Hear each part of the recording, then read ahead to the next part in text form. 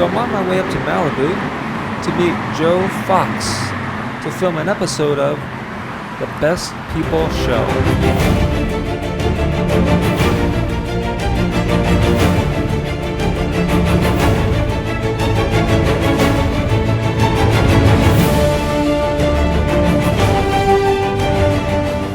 Hey everyone, I'm David Makala, and this is episode 2 of The Best People Show.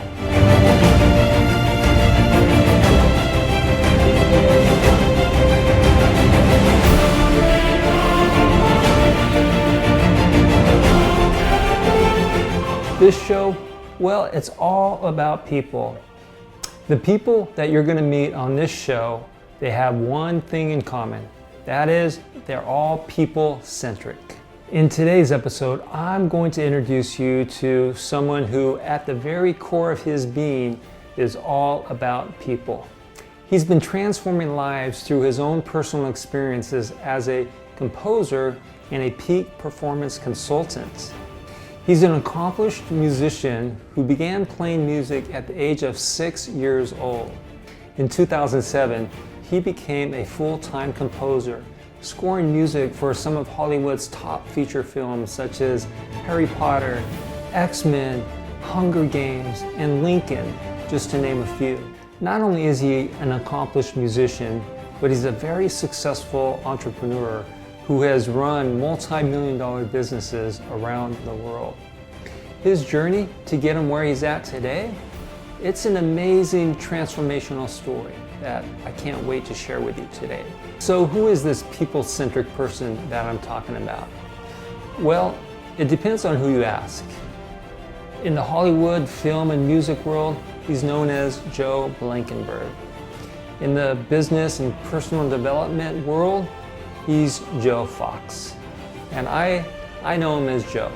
By the end of this show, you'll be able to see how Joe's been able to navigate both of these worlds of creativity and productivity.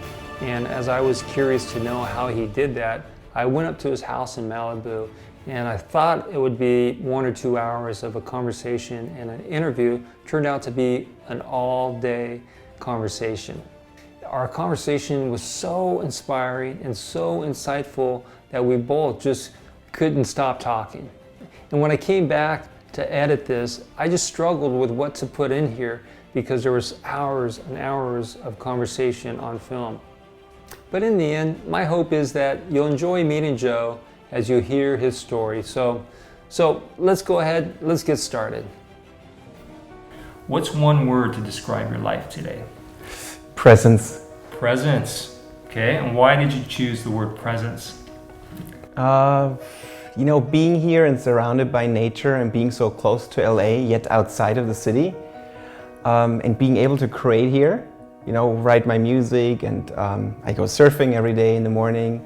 It's just teaching me to be present in the moment. Okay, so where are you from, and then when did you move to LA? I'm originally from Munich, Germany, and I moved to LA around 5 years ago. I grew up in Munich, I was there for a long time, but then I moved around the world, and I actually lived in New Zealand for 4 years before I came here to LA. And New Zealand is very similar to Malibu, to this part. But when I first moved to LA, I lived in Silver Lake, which is closer to downtown. So I didn't have this. So I saw different, parts of LA first. When I came to Malibu, when I moved from Silver Lake, I realized, okay, I need to be closer to the beach to be able to surf.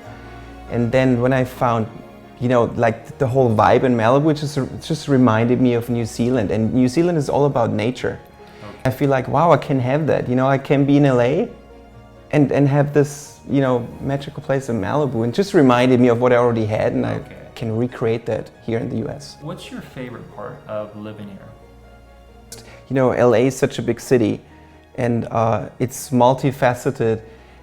But Malibu is sort of like in between worlds. I can be in Santa Monica in 15 minutes and go to a meeting, but then I retreat and I come here and I can be in my own world and write some music and obviously go surfing, enjoy, the beaches. So in contrast to that, what do you like least about LA and living here? There is only one thing that bothers me, which doesn't have anything to do with the actual place. It's just I'm far away from my family in Germany. So when I can have them over, I feel like really complete. But there's nothing I miss in terms of, my culture or anything, because I really look at, us in our day and age more like as cosmopolitans and world travelers, and just being open and not attached to, my culture or my upbringing or where I come from. I think that's not that important. Nice. For me, at least. Okay, no, that's good. Before you came to LA and lived here, I'm sure you probably had a vision of what your life would look like once you're living here. Has that vision come to life for you? Yeah, I think it has, because what I always associated with LA was, being able to pursue my music career. And the doors opened here in LA, I have to say. When I started out with my music in New Zealand, New Zealand is a small country, but I sent out my music to, so many different people all over the world. And people here in LA, I have to say, they responded. So that allowed me, that opened doors here to, actually come here and pursue that career. That's what I always wanted to do, but I never did in the past, because I come from the corporate world. And that's something, it wasn't like the obvious way to go about it, to come here and pursue my music career. That's actually a big thing, to make it my profession and make it official, that it's not only a hobby. Yeah. Okay, so you are living the life that you thought you would live prior to moving here. Now you're seeing that vision come to life. Mm-hmm. Awesome. What's one accomplishment since you've been in LA that's really true to your heart? I think it is, in regards of my music, it definitely is the fact that I'm able to, work with people here that really want to see me blossom in my career, and they give me the ability or the budgets, to record, with orchestras. And that's just been very special, because I like interacting with, the biggest band in the world is an orchestra. There's so many people. And when I write a piece of music and they execute that, they play that, and we're able to record that, it's like that's so special, and that never gets old, and that's just very, powerful memory, I think. Because it's also very organic. My approach of writing music is also organic, but it's not, the music I do is not overproduced or anything. It's very much organically produced by the biggest band in the world, which is the orchestra. And I think it sounds old-fashioned, but I think the orchestra has always been something that's timeless, and I think that's going to be like that in the future too. So now we're going to transition into Joe's home studio, where a lot of his music is written and composed. And as we transition into that room, we're going to talk about passion, we're going to talk about purpose, and we're going to talk about mission. So let's go. How important is passion to you? I'm not too attached to the actual word, but I obviously know what you mean or what passion is. But how they say the origin of passion, the origin of the word has a negative connotation, like you go through suffering, which, applies to my life in a way. So there is a connection to that word and the actual, the semantics of it, which I think is interesting. But passion, like I could answer it in a different way and say, okay, if I follow my passion, I'm free and I'm liberated. What I'm hearing you say about passion is it is important, but you're not too attached to it. Yeah. Where some people will say that passion is everything. If you don't find your passion, you don't find your purpose, you don't find your mission. How do you see passion playing a role in your life? Well, passion then I would say is more, what I associate with it is more effortless, so it's more free-flowing. So there's less resistance and more authenticity maybe, yeah. Do you feel that passion and mission are connected? Passion and mission, are they connected? Yeah, well, they sound very similar already, right? Passion and mission. Make it my mission to follow my passion. Yeah, I like that. In the context of passion as being in this place of freedom where it's effortless, what are some of your passions? I'm definitely passionate about music. Okay. Because what I feel like music can do, like no other thing in the world, is like really touch people from deep within. And that sounds like so much cliche, but it is why it's so attractive, I think, to so many people, because you cannot really put it in words what it does. And that's why I'm passionate about music, because it's sort of like in between the lines and it has subtleties and conveys and communicates, but we don't really know how it works. What is it? So how, and we don't have to intellectualize it, just let it be. And that's what I like about it. That's what I'm passionate about most, I would say. Okay. And then I'm just passionate about other things in life. I go surfing, I like nature, I keep saying that, right? I like being here in Malibu because of being surrounded by nature, and also being in the ocean. I like water. So when water touches your skin, that's sort of like bringing you back into the womb almost. Like that's sort of like, being within the elements, and that's very powerful. Music is a universal language, right? Yeah. Everybody can speak it. It touches them in a unique way. I really like what you just said, because it is not, doesn't need language to convey something. And we know language is just, languages are just a means to communicate. Like we can use pictures or music, which are sort of like independent from cultures or their origins. It's just a way of communicating more, maybe objectively, and leaving more room for interpretation. Yeah. When you have a mission or you're passionate about something, that seems like maybe that's one of the tools or something that you grab to help, push that bar up from introversion to extroversion, right? I like that. It takes energy to do that, though, right? Because we think it's the way of least resistance is who we are. That's also a fallacy, I think, right? Because I know it's not the most comfortable situation I'm in right now, but I know if I work with it, I flex that muscle, and I become even freer that way, I think, How can you tell the difference between someone who has passion and someone who is passionless? I think someone who's really aligned with their passion is more free-flowing and maybe has more of a glow in their eyes, in their head, more in their body, more in tune with who they are or believe who they are, But I think you just naturally connect with those people better if you're on the same wavelength, obviously. That's what I was leading to, because when you and I met, there was definitely something there. I just knew that you were a passionate person, someone that's doing something that matters, doing something that is making a difference and wanting to make a difference, that you had something that, the way I describe it is when you're around people like that, you just feel lifted up. The more that we, I think, live a life of passion, that could illuminate the path for other people, And there's a great quote by Saint Francis of Assisi who says, "Preach the gospel at all times, and when necessary, use your words." Too many people are using their words to try and tell you what to do, how you should live your life, instead of just live your life and let people see your life as it is, I would totally, so I like that, because that's more like you're a role model, and you attract people that way, and it's not forced. Yes. You're just leading by example. Yeah. That's cool. Yeah. Awesome. I love what Jo said. Make it my mission to follow my passion. Everyone's searching for passion, and the people that are living a passion-filled life, well, they inspire us all. Passion is contagious, right? All right, next, we're going to transition into Jo's office, where he works with people from around the world, helping them to activate their full potential. And in this next segment, we're going to continue talking a little bit about mission, but then we're going to start talking about legacy and mentoring. How important is it to have a mission in life? I think it's very important to know where you're going, to have a goal that you can break down and reverse engineer, so you're actually putting in daily action to change your life and move it forward in a good way. So what is your mission in life? Short answer, to inspire people.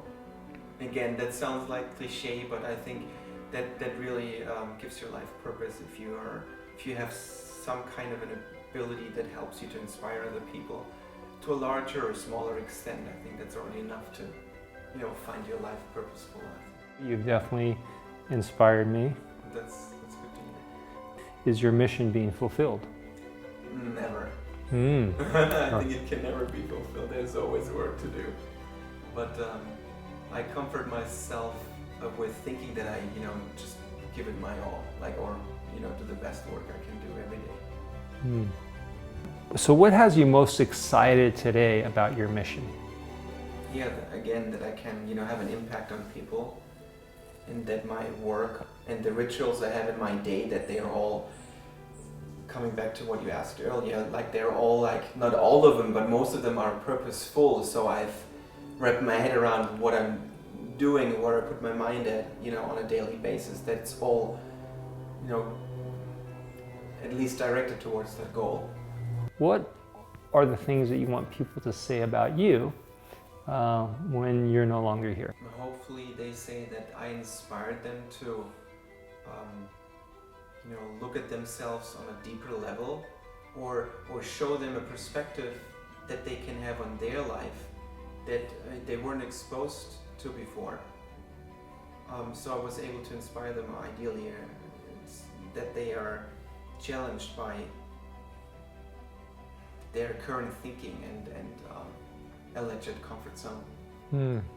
So how do you define mentoring?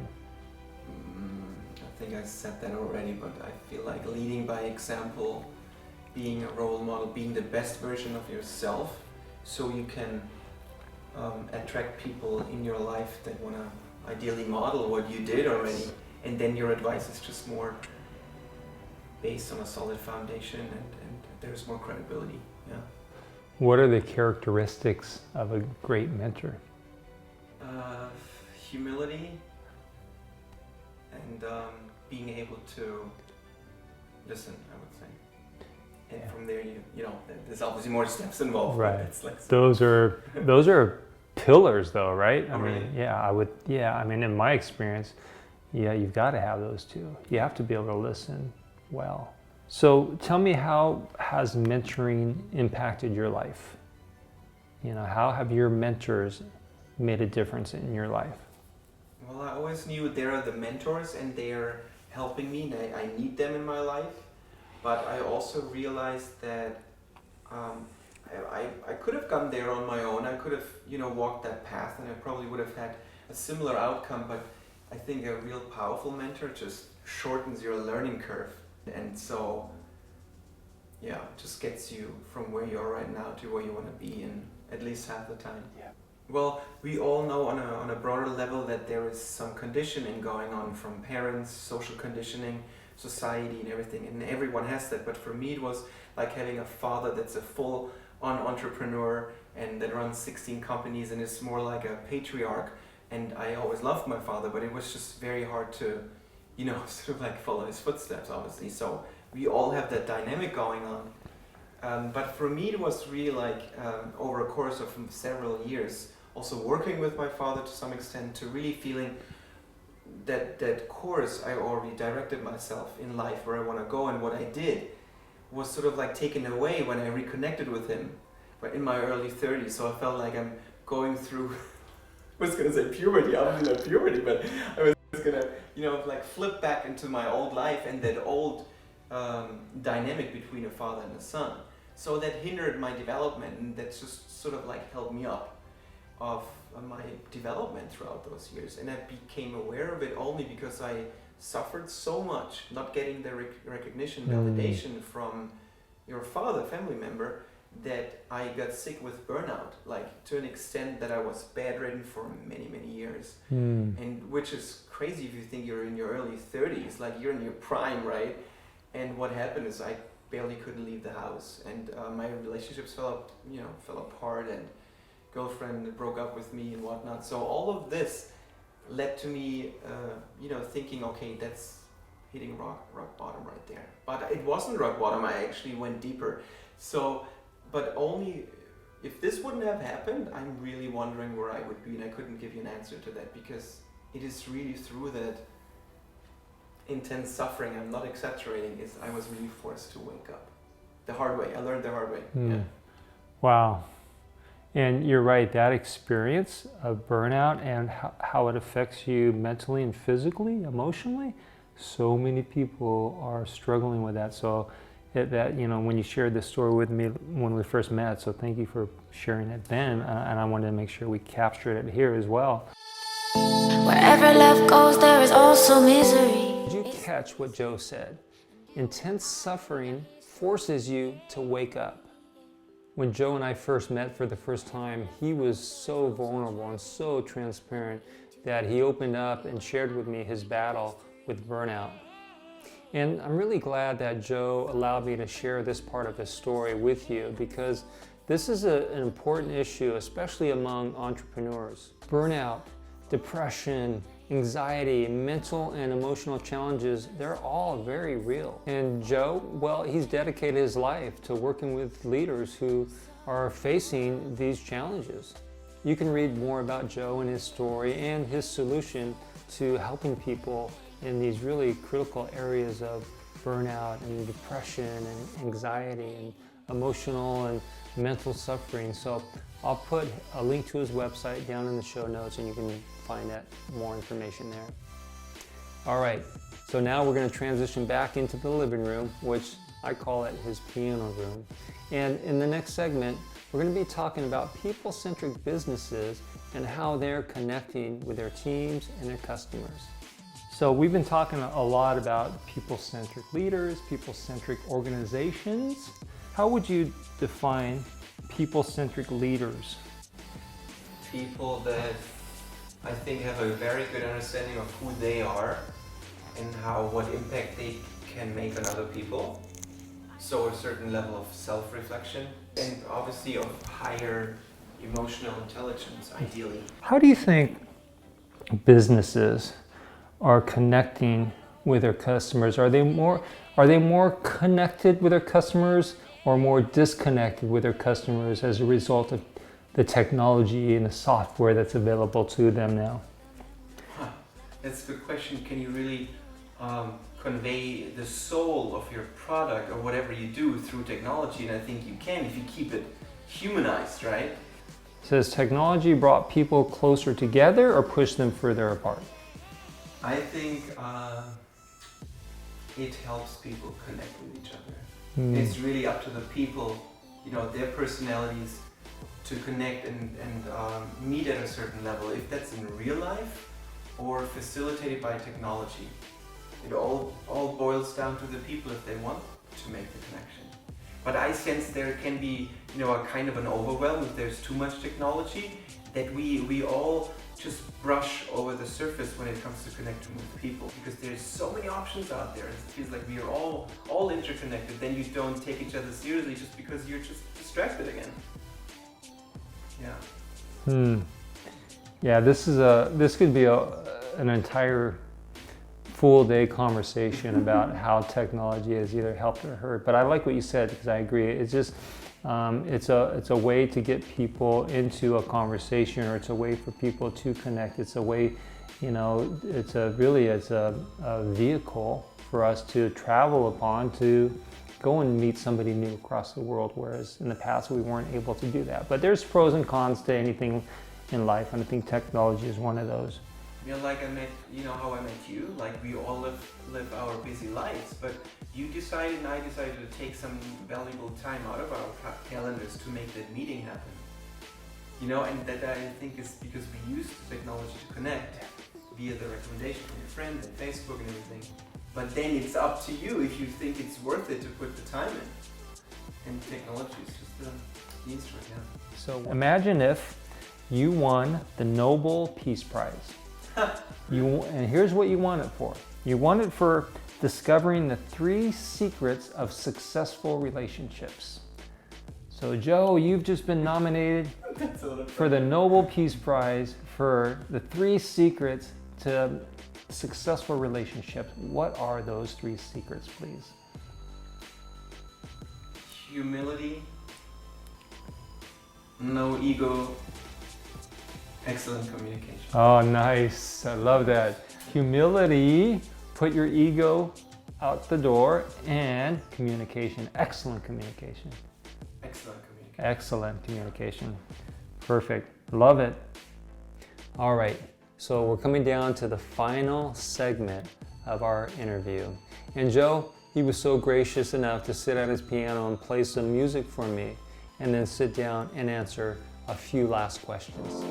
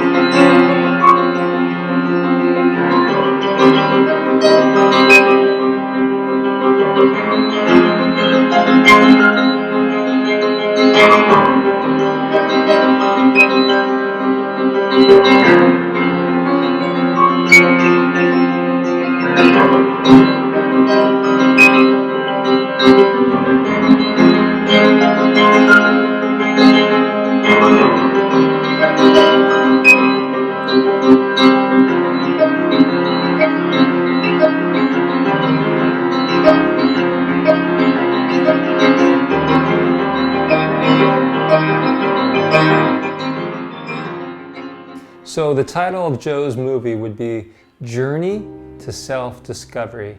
I think that's a pretty accurate title for his movie, and I truly see that he is living that life, that story today.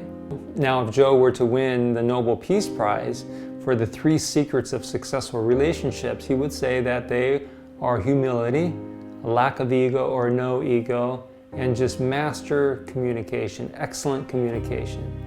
That's what he would win the Nobel Peace Prize for. We often hear this question asked, what advice would you give to your 20-year-old self? And hearing Joe's answer was so simple, but just right on the money. And it's something that no matter what age you are, we all can take this wisdom, this advice. And it is, don't let anyone hold you back from your dreams, your goals, your ambitions. So don't let anyone hold you back. Good for all ages. All right, so we've just come to the end of our 2nd episode of the Best People Show, and I can't tell you how much I enjoyed spending the time with Joe and getting to know him and then being able to share him and his story with you. So hopefully you enjoyed it as well and you got something from it and even connected with his music or even reached out to him. I'll go ahead and put all the links to Joe's websites and the projects that he's working on and the articles that he's written, and I'd encourage you to reach out to him. I mean, he's an amazing, inspiring, people-centric human being, and you'd be doing yourself a favor if you connected with him. All right, we're going to switch gears here, and I'm going to set up next episode next week. It's going to be about this person who's been walking around New York City with just a camera in his hand for probably 7 or 8 years now, and he takes pictures of just random people throughout the city, and he posts them on all his social media channels and a book that he's recently published as well. And our stories converged a couple years ago when I was doing my 1 person a day project, taking pictures of somebody new every day, and people would be asking me if I knew this person in New York who's doing the very similar thing. And at first I didn't know who he was, and once I started looking into his pictures and this project that he was on, it just continued to motivate me to stay the course and capture 365 pictures and stories that I posted on my blog. So in this next episode, you're going to get a close-up look at this amazing people-centric person. All right. Now, before you go, it would really mean a lot to me if you left a comment below. Let me know what you thought about today's episode. Give me a thumbs up, give me a thumbs down. Either way, I would love your feedback so I can learn from it. And finally, I would greatly appreciate it if you subscribe to our channel. You can do that below here. And then all the people that you know who just love people, who are people-centric, share this link with them. Send it over to them so that they can watch some of these videos as well. Thanks for watching episode 2 of the Best People Show. I'll see you next week.